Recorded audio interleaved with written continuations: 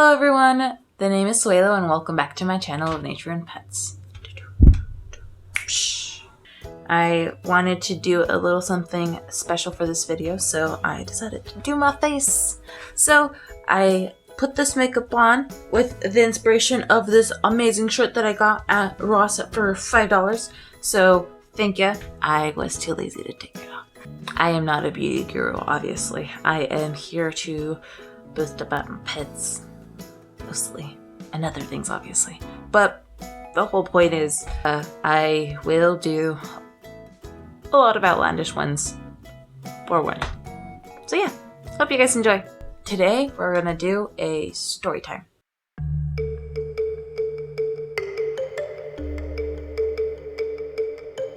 If this is your first time here, thanks for watching. The name is Suelo, and be sure to hit that subscribe button and that notification bell so you don't miss a single video. I post every other week.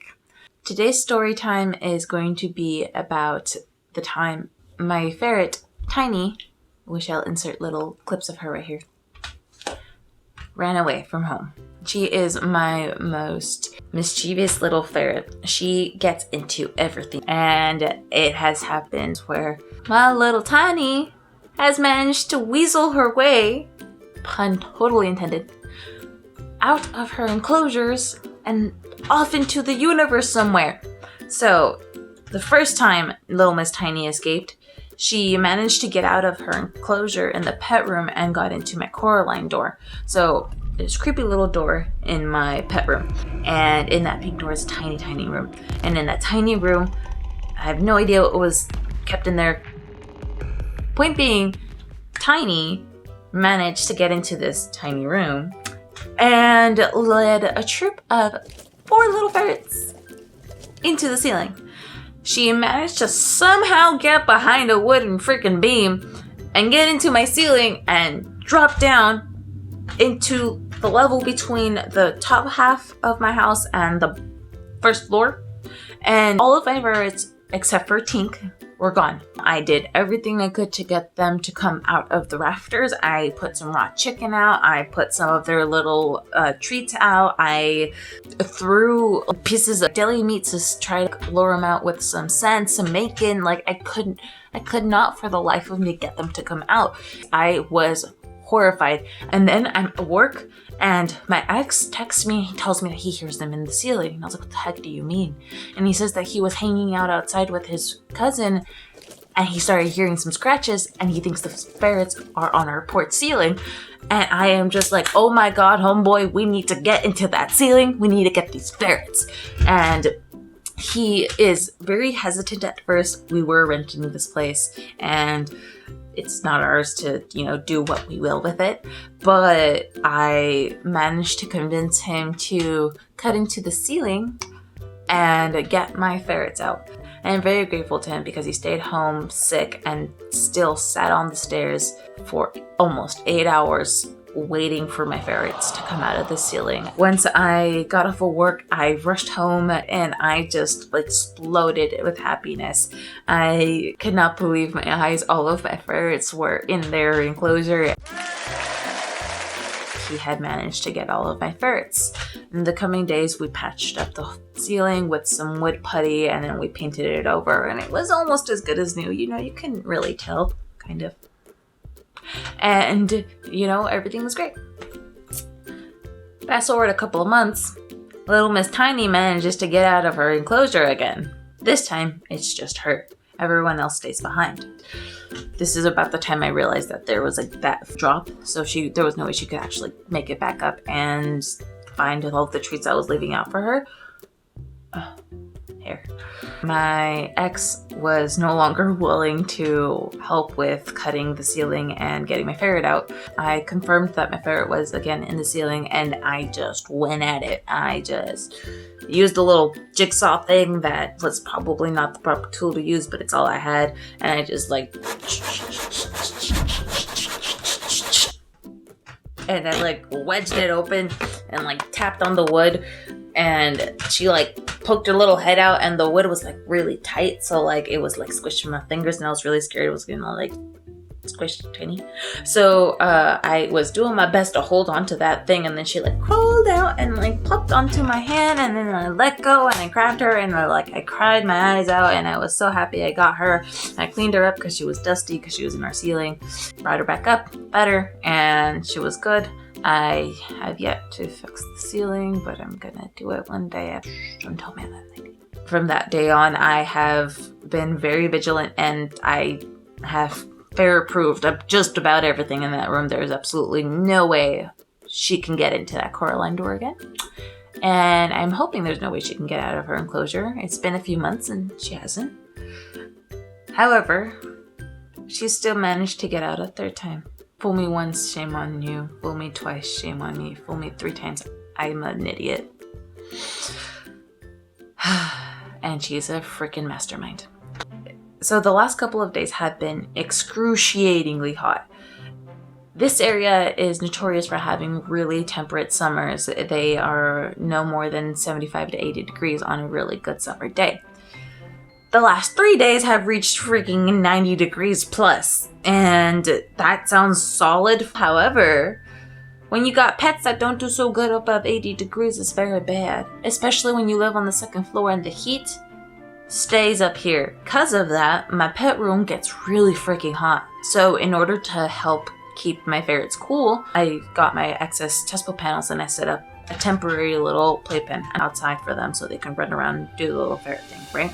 I put them out there. I watched them for about 15-20 minutes, watched to see how Tiny managed to get out, because of course Tiny's gonna figure out what. I thought she had managed to figure out every which way to get out of the enclosure, and I thought I had managed to outwit her and close it off.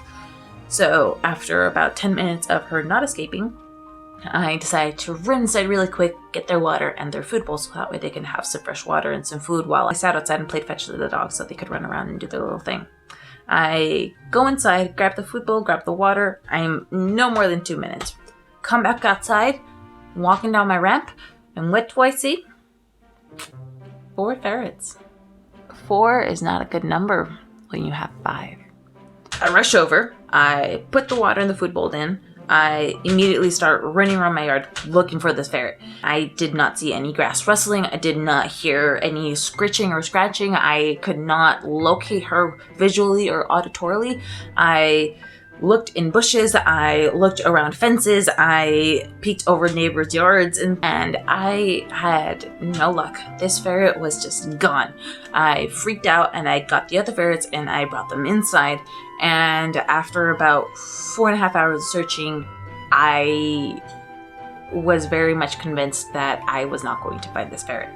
She had somehow managed to get out around 6 p.m. and it was coming to be about 10:30 p.m. and there was no way I was going to find this ferret once it became dark. So after one last look outside and one last prayer to the universe, I shuffled my way inside. I walked upstairs in defeat and I plopped in bed and I fell asleep. I was just very, very disappointed in myself for having managed to lose my ferret outside. It was just, quite honestly, one of the most irresponsible things I feel like I have ever done. And I definitely have learned from this experience. I fell asleep, right? And I am just very sad about the fact that my ferret's gone. And I had left my door open a little bit so my cat could get inside the room after I had fallen asleep, because he likes to sleep inside with me, but he doesn't always come in right away. And it had been about 11:30, 11:45 when my roommates had come home, and they were a little rowdy. They had just gone out and they were coming home, so it was nothing unusual. I got up, I closed my door, and I went back to bed. The next thing I hear is the word ferret, and I'm just like, wait, did I say ferret? And then I hear rescue, and I was like, oh my gosh.